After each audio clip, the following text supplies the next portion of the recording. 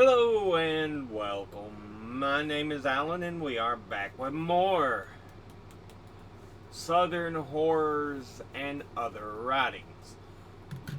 Today we'll be getting into two pieces, the rise and fall of Reconstruction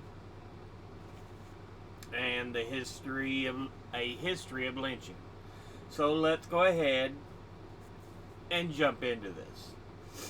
Rise and fall of Reconstruction. The era in which Wells was writing is known as the post-Reconstruction era. It is defined largely by the ways that social and political practices began to shift and settle after Reconstruction, when federal troops were withdrawn from the South and local governments began to institute, or in many cases, reinstitute, laws and practices that took away liberties that had been achieved for African Americans by means of the 13th, 14th, and 15th Amendments. The victory of the North over the South in the Civil War signaled both the end of slavery and the beginning of disagreement and tension over how the 11 defeated Southern states would be restored to the Union. Reconstruction activities were actually began as early as 1862, before the end of the Civil War, when President Abraham Lincoln appointed provisional military governors for Louisiana, Tennessee, and North Carolina. Also, on December 8, 1863, President Lincoln issued a proclamation of amnesty in Reconstruction. The policy it outlined was lenient. It permitted the recognition of Southern state governments based simply on the wearing of allegiance to the Union, or swearing of allegiance to the Union and to the Constitution of the U.S. by 1/10 of the voting population in a given state. Tennessee was the first of the 11 states to be readmitted in 1866. In legislating the recent re-entry of the Southern states into the Union, the proclamation for amnesty and Reconstruction made no specific provision for the social, political, and economic entry of the 4 million slaves, including 185,000 veterans of the Union Army that were released on January 1st, 1863 by the Emancipation Proclamation. Neither Lincoln nor his successor, Andrew Johnson, insisted that the freed slaves should have the right to vote. Instead, Lincoln suggested that black soldiers who had fought gallantly during the Civil War, or perhaps those few black men who showed particular intelligence, might be awarded voting privileges. In addition, neither Lincoln nor Johnson was an advocate for the redistribution to blacks of plantation lands that had been confiscated for abandonment and non-payment of taxes. On March 3rd, 1865, Congress charged the Bureau of Refugees, Freedmen, and Abandoned Lands, better known as the Freedmen's Bureau, with the task of facilitating the transition of African Americans into a life of freedom. The Bureau functioned in all the Southern states, providing assistance with the negotiation of land purchase contracts and thus serving as the primary mechanism enabling freed men and women to acquire land. The Bureau also provided other services. For example, it took over the administration of justice for freed men and women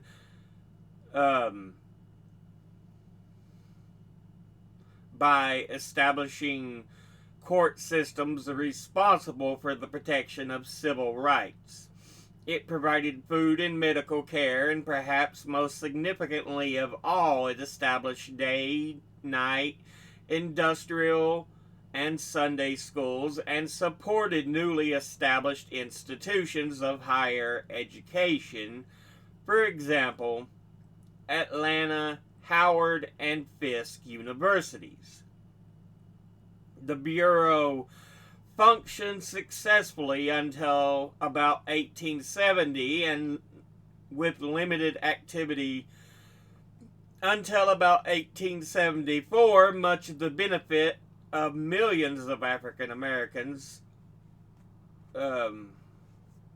in the South.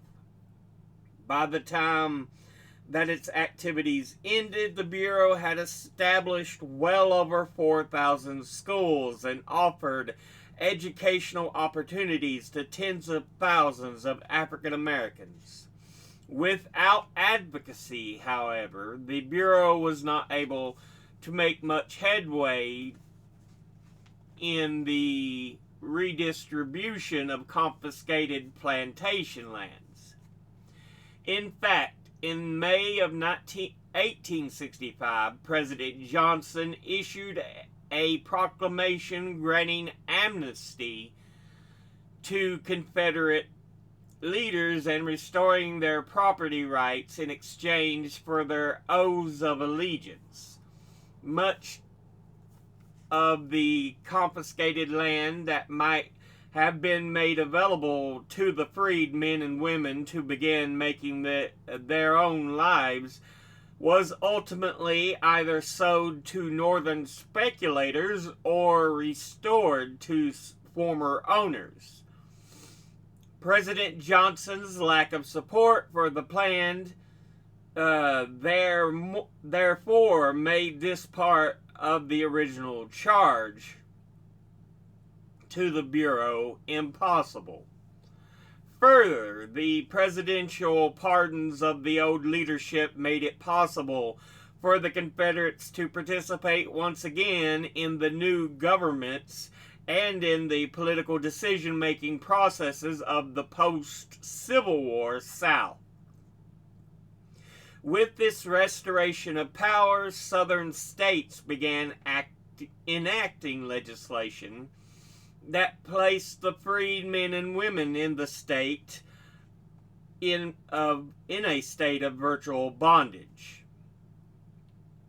These laws, known better as the Black Codes, re-inscribed systems of control that were reminiscent of the old slave codes. Slave codes developed from a general philosophy that the enslaved Africans were property and not human beings. The laws were designed to protect the property owner and to secure the labor supply. While these codes varied from state to state and changed periodically in order to adapt to new needs for economic power or social control, they firmly established the color line and legally restricted the personal, social, political, and economic lives of all the enslaved people. The Black Codes, enacted at the end of the Civil War, resembled these slave codes. Although there were a few changes, this legislation was still designed to secure a cheap labor force, to carry out a philosophy that openly stated a belief in the inferiority of people of African descent and to control the participation of African Americans socially, politically, and economically in society. The freed men and women were permitted to marry and have legal offspring, but interracial marriages were prohibited. They could sue, be sued, and testify in court, but only in cases involving other African Americans, and still they were not allowed to vote or serve on juries. They were allowed to own property, but typically in areas where they could purchase or rent property were restricted. Newly established vagrancy laws compelled African Americans to work by the dictates of whites, no matter what the conditions for working might be. If found to be unemployed and without permanent residence, they could be arrested and fined. If they were unable to pay the fines, they could be required to provide unpaid labor for whites in order to work off their debts. Also, apprentice laws made it possible for orphans and other children to be hired out as well, often to their former masters. Further, African Americans were not permitted to handle firearms or other weapons or to possess alcoholic beverages. They were excluded from certain businesses and some skilled trades, and they could not insult white people. Obviously, very little federal attention was being paid at this time to the quality of life of freed African American men and women. From 1862 to 1865, Reconstruction was conducted with moderation, primarily through the presidential proclamations. More radical members of Congress, Northerners who thought presidential policies too lenient, and a great many African Americans were dissatisfied. The freed men and women were falling easy victims to economic exploitation, political intimidation, and violence, as evidenced by anti-black riots in 1866 in New Orleans and Memphis, and many felt that the cause of justice was clearly not being served. After the national elections of 1866, however, Republicans who wanted to take a more aggressive stance toward Reconstruction were well represented in Congress. These radical Republicans, as they came to be known, assumed a more active role and shifted the focus of change from the presidential orders to acts of Congress. This era of congressional Reconstruction is usually called Radical Reconstruction, a period that lasted about 10 years. Radical Reconstruction is usually marked by the rescinding of the Black Codes and the passing of the Reconstruction Acts of 1867. Under this legislation, the 10 remaining southern states, Tennessee having already been admitted to the Union, were divided into 5 military districts that were supervised by federal troops. Between 1868 and 1870, all 10 states were readmitted to the Union, but the conditions for re-entry differed from those in the era of the proclamation for amnesty and Reconstruction. Each state requesting to be recognized had to accept the Constitution of the United States. With the more aggressive actions of the radical Republicans, though, accepting the Constitution at that point meant more than accepting the 13th Amendment, which abolished slavery and established citizenship for African Americans. It meant also accepting the 14th Amendment, ratified in 1868, which was designed to assure basic rights and equality under the law for every citizen, regardless of color. And the 15th Amendment, ratified in 1870, which guaranteed that no state would discriminate in voting rights based on race. Nevertheless, as demonstrated by strategies employed in other southern states by the 1890s, the 15th Amendment did not close the door to discrimination based on literacy, poll taxation, property requirements, or grandfather clauses that demanded proof that a grandfather had voted in the 1860 national elections.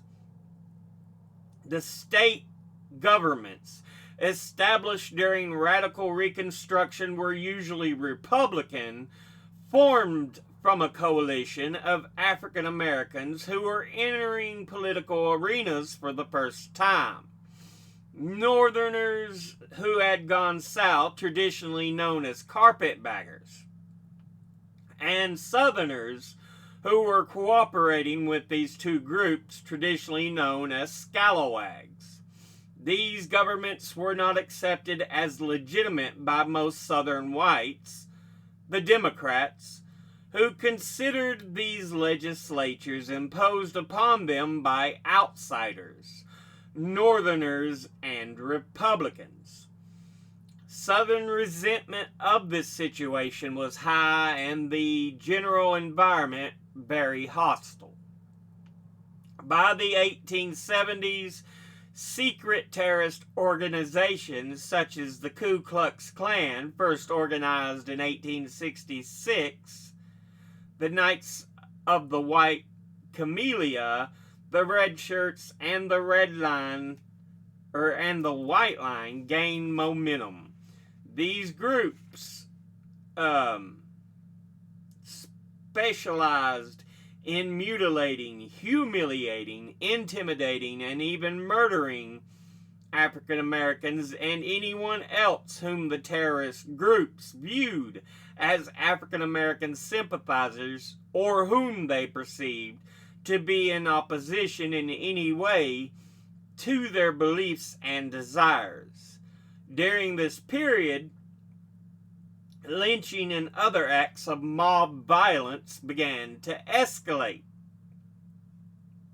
A history of lynching. A look at the history of lynching in the United States offers evidence of a shady and questionable past. Uses of lynching in the 19th century and continuing into the 20th century against African Americans, however, offer provocative evidence that these practices were particularly malevolent and barbarous. According to the Oxford English Dictionary, the origins of the word lynching are rather obscure. Its earliest discovered use is in the form of in any form of literature was in 1817. The historian W. Fitzhugh Brundage, on the other hand, posits two earlier origins, one in the 17th century Ireland and the second in 18th century United States. Whatever the case, lynching was an established custom in the U.S. by the end of the colonial period, as evidenced by the sources of the Oxford English Dictionary for the term lynch law. The Oxford English Dictionary attributes lynch law to Judge Charles Lynch, a justice of the peace in Virginia, who in 1780 illegally fined and imprisoned British loyalists. The entry states that Judge Lynch's name, or perhaps that of another perpetrator of illegal punishment named Lynch, came to be associated with any acts of punishment not sanctioned by law, including whipping, tarring, and feathering, and other acts of humiliation and degradation. As time passed, though, lynch law came to refer mainly to the unlawful sentences of death. A second explanation in the OED for lynch law indicates that it might be attributed to a place, Lynch's Creek in South Carolina. By 1768, this place was known as a meeting site for the Regulators, a group of men who committed many acts of violence throughout the Carolinas against people who were suspected of being loyalists and thus enemies of local efforts to establish and maintain power structures. The Regulators circumvented the law by attacking people who could be perceived as vying with them for economic and political power and control.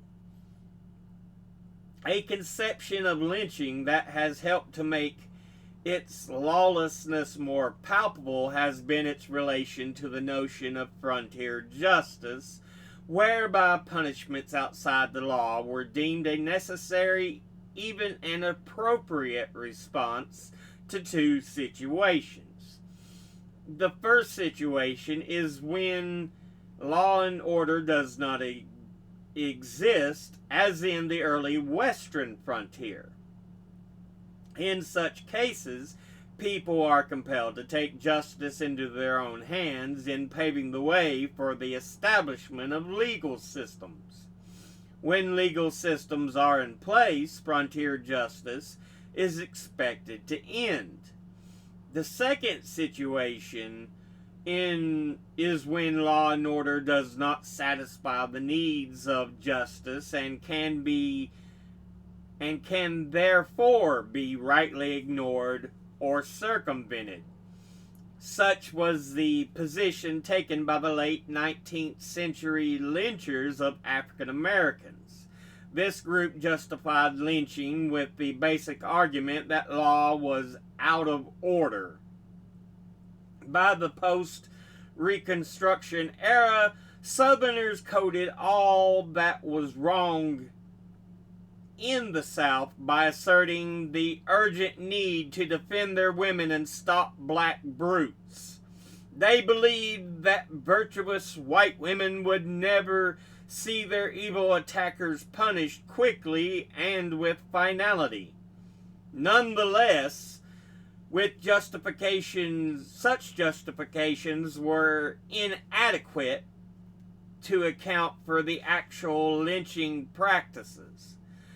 The formal public record of lynchings in the U.S. reveal that during the post-Civil War era, lynching and other acts of mob violence against African Americans, for instance, the destruction of farms, business, and other property owned or operated by African Americans steadily increased,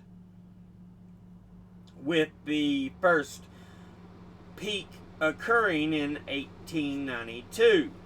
In the antebellum period, lynching was not typically used against blacks, but against whites who deviated in some way from the local norm.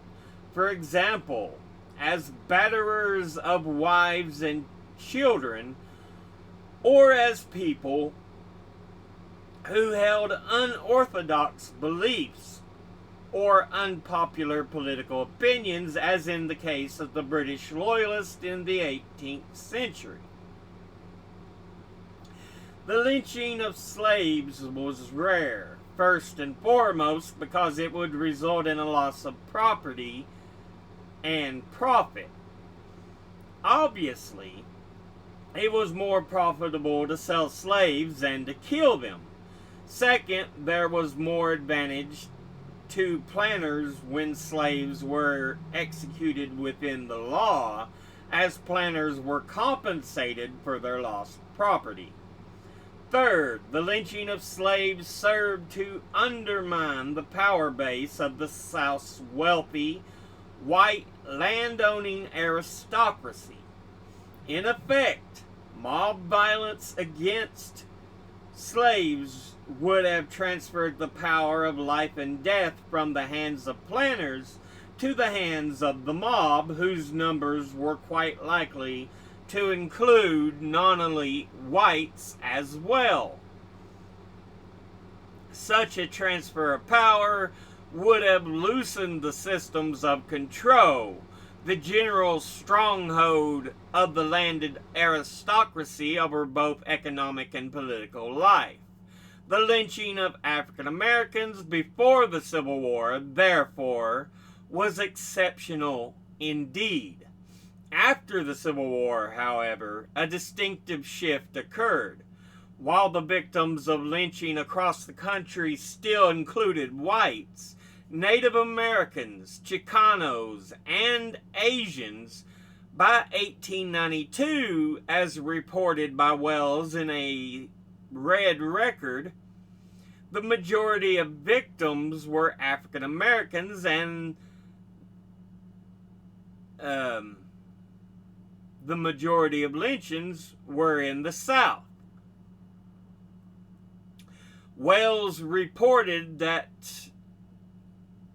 during a single year, 1892, 241 men, women, and children across 26 states were lynched.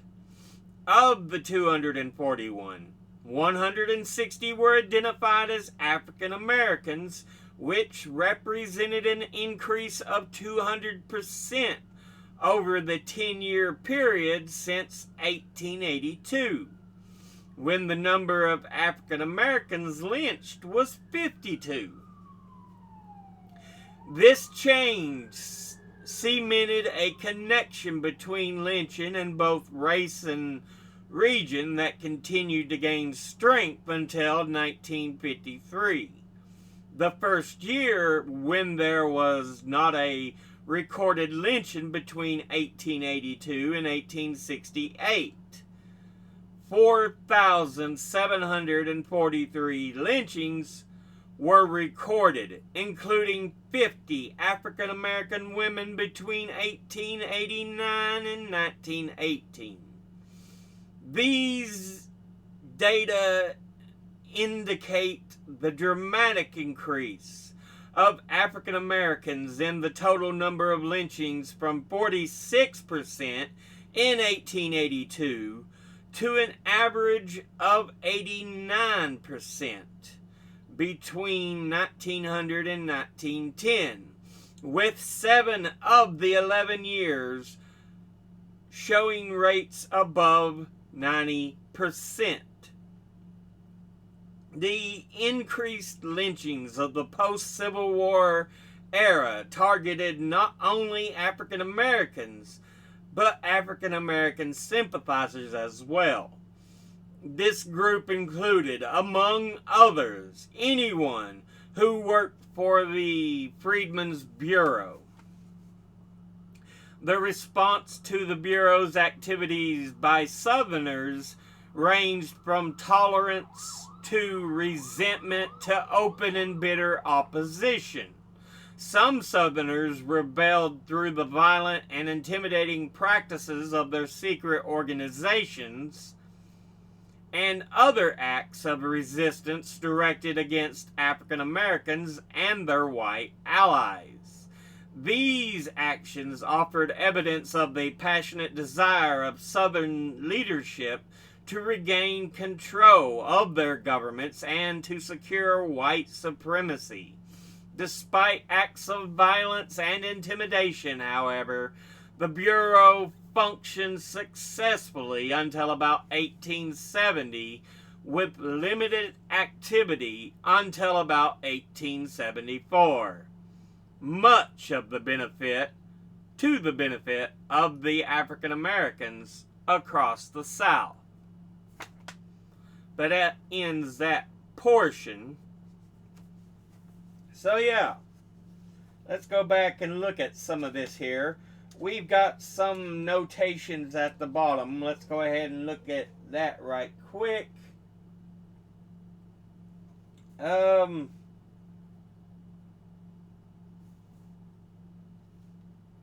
Let's see. They've got a notation up here somewhere. Where is it? Do do do do do do do do.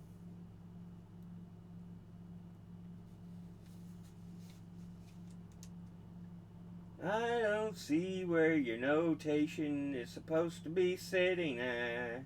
I see the notations at the bottom of the page, but I don't know where it's supposed to be in the reading. Okay, there's 8, so 7 should be further up.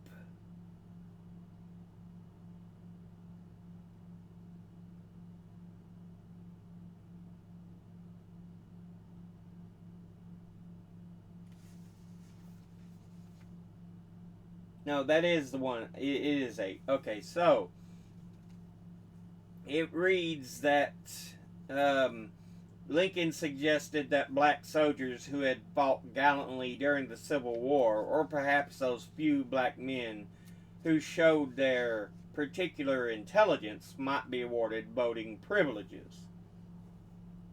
At this point, women had not gained the right to vote, whether they were white or black. So yeah. Although, strangely enough, some states early on gave women the right to vote when they were first established, which is unusual considering it was eventually withdrawn because, there's always these asshats who feel they deserve more rights and privileges over others. Alright. Number 9. Do, do, do, do, do.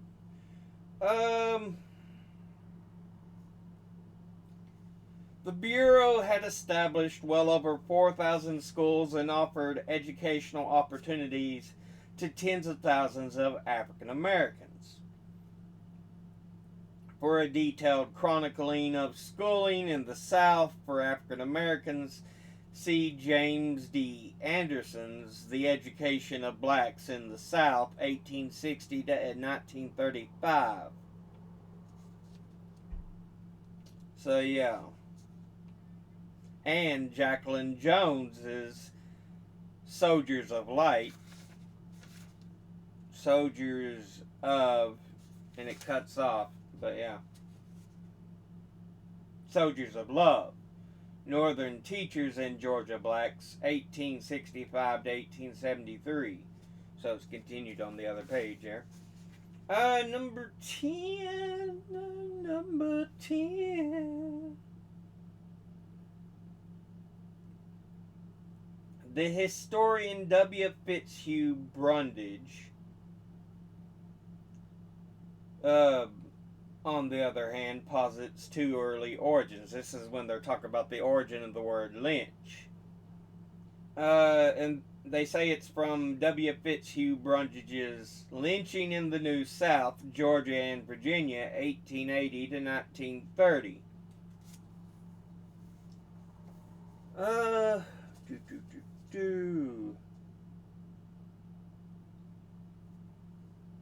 Number 11.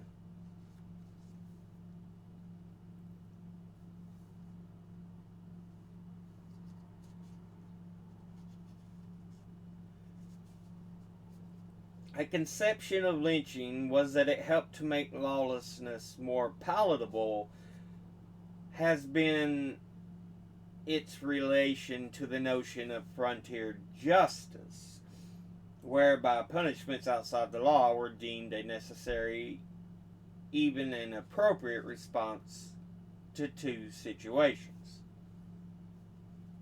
That is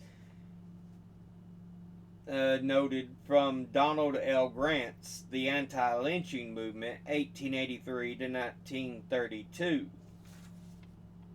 Finally, source cited number 12. Let's see.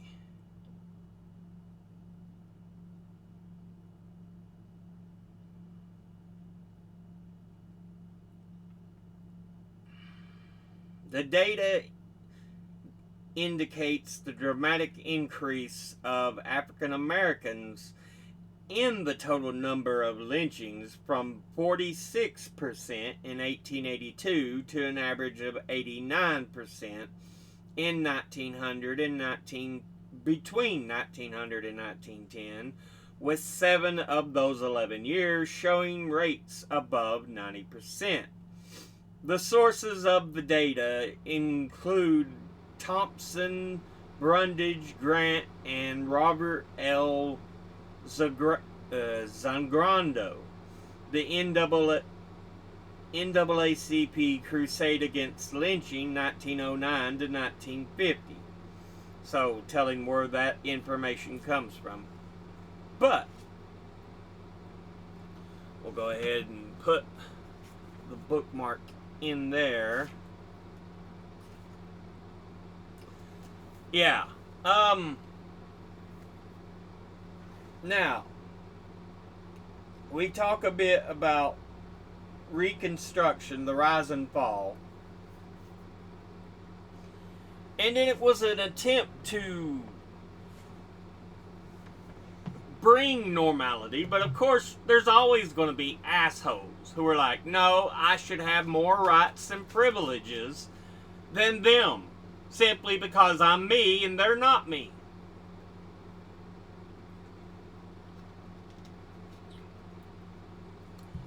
There's always going to be assholes like that. And they need their asses beat most of the time.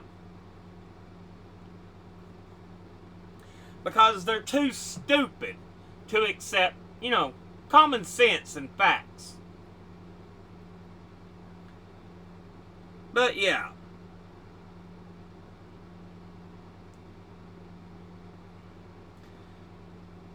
And it's not a call to violence. It's just saying some people will always push us toward that branch on the tree where violence might be necessary.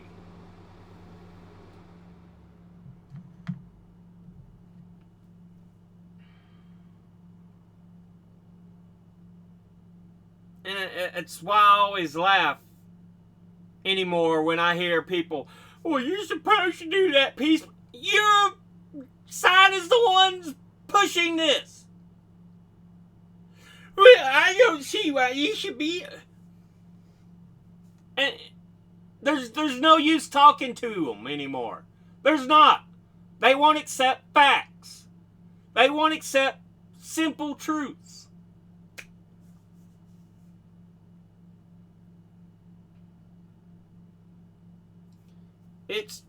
Yeah.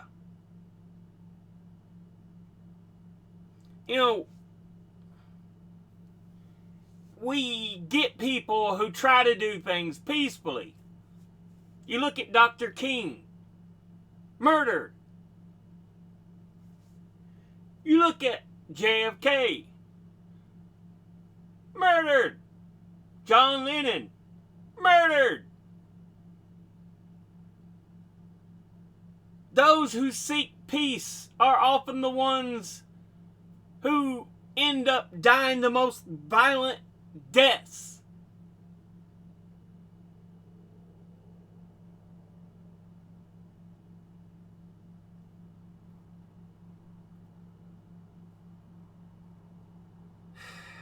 It's just, anyway, what we're talking about, Reconstruction. Yeah. An attempt to push freedoms and rights. 1865, I believe, until 1877. And then Rutherford B. Hayes becomes president at the end of Reconstruction.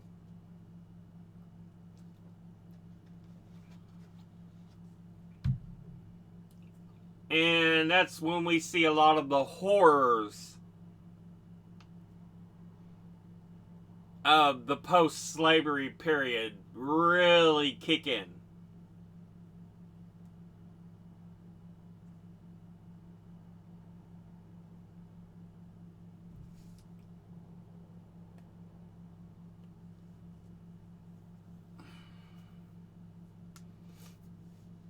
Which is why the next piece in the book was lynching, a history of lynching.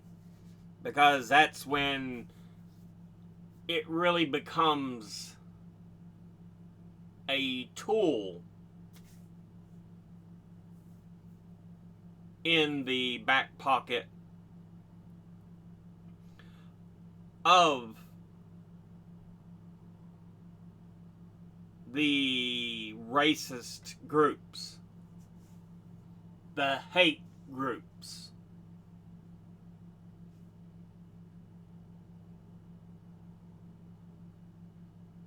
So yeah.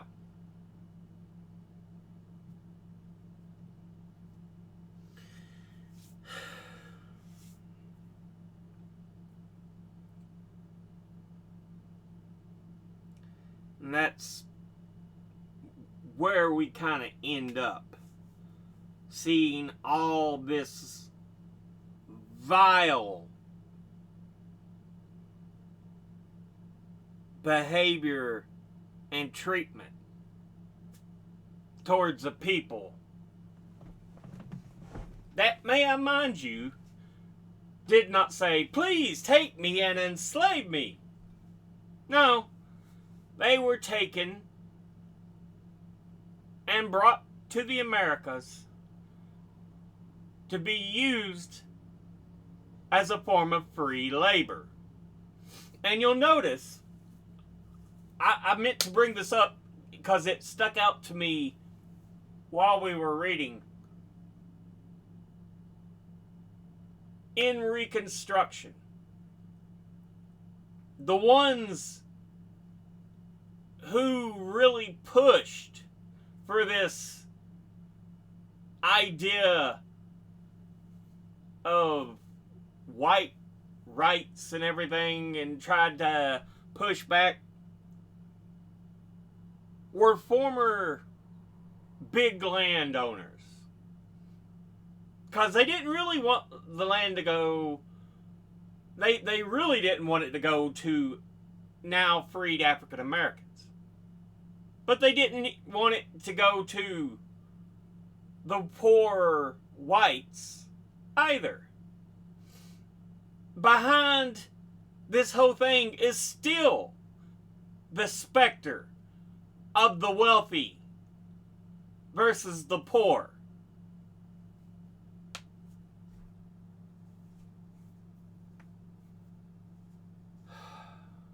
And it kind of sticks out. I can't remember the exact point, but I remember reading in this episode here where they're talking, where was that? About they didn't want non-whites to really have, or the poorer whites to really have access.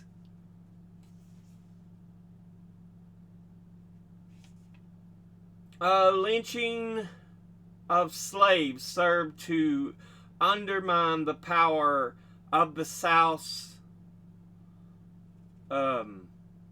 wealthy white landowning aristocracy. Mob violence against slaves would have transferred the power of life and death from the hands of the planters to the hands of the mob. So, that's why they didn't do lynching during slavery, because it was all about that profit. However, after the Civil War, victims of lynching across the country still included whites, Native Americans, Chicanos, and Asians. But by 1892, we saw that astounding rise against African Americans.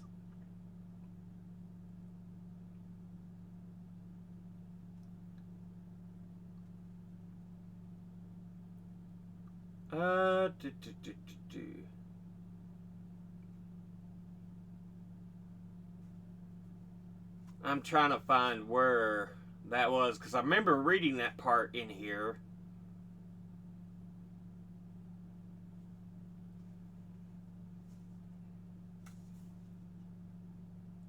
But yeah, it's even amongst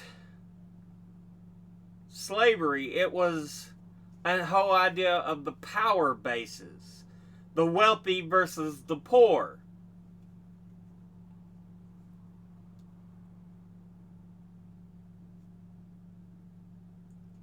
So yeah.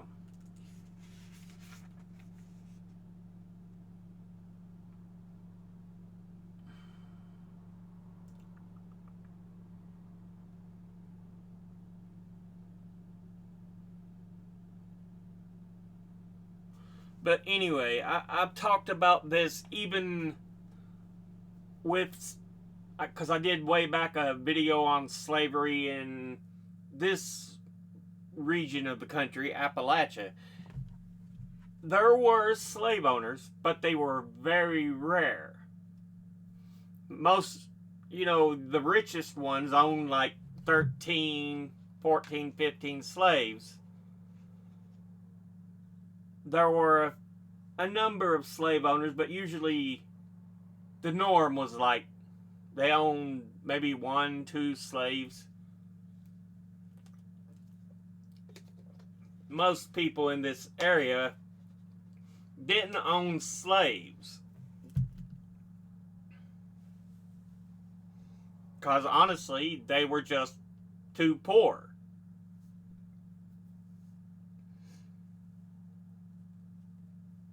To own slaves.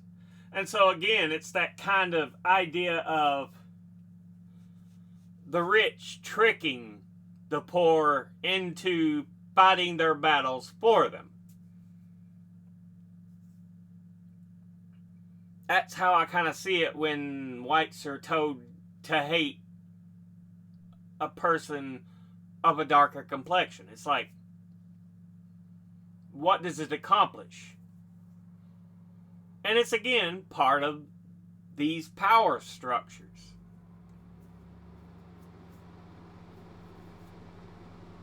There's no other real reason for it.